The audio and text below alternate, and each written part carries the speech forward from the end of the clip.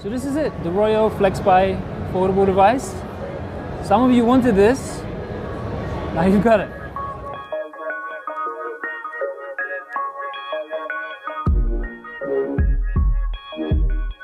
This is the very first announced and distributed foldable phone. They call it a phone. To me, it's a foldable tablet because this is the thing that you do.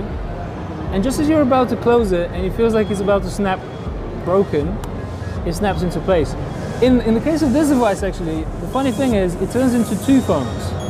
So when it's like this in tablet mode is when you can actually use the full 7.8 inches of the display.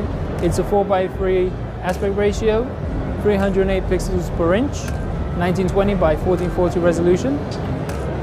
You got speakers up at the top, power button, volume button surrounding a fingerprint sensor, and then basically nothing. USB-C charging port, no headphone jack, and these are the rubber bits which create the hinge.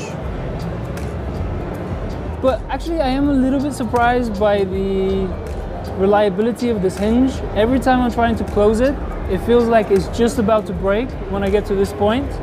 And then just as I'm like, yeah, this screen is gonna break, it snaps into place and it's quite firm.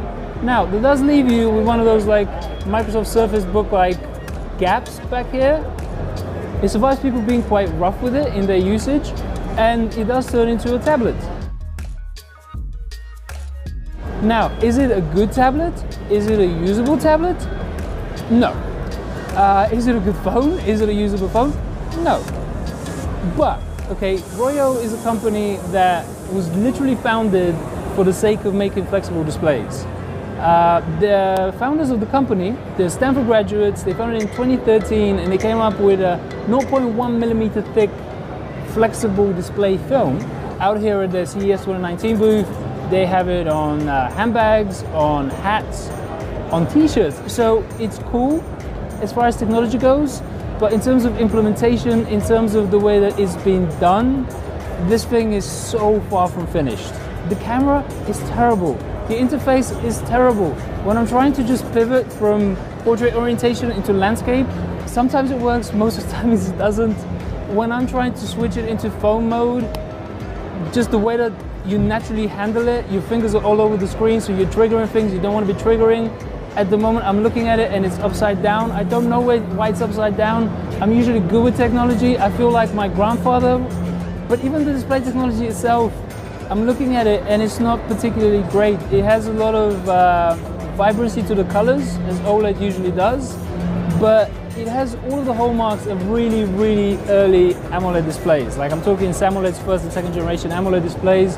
That means there's banding in white sections. The lighting seems to be inconsistent. I'm seeing like these dark patches in the middle of the display. It's not great. Again, making the display flexible is no mean feat. In terms of engineering, that's an achievement.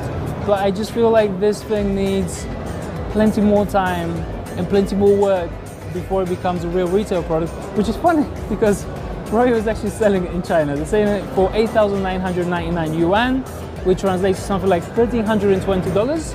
And you can actually buy a developer edition for $1,320 now in the United States.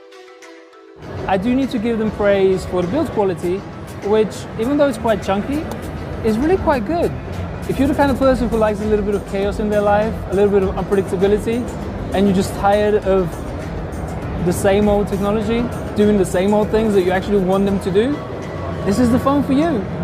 And I mean, I don't call these foldable phones, I call them foldable tablets because it's a tablet that folds and survives drops apparently.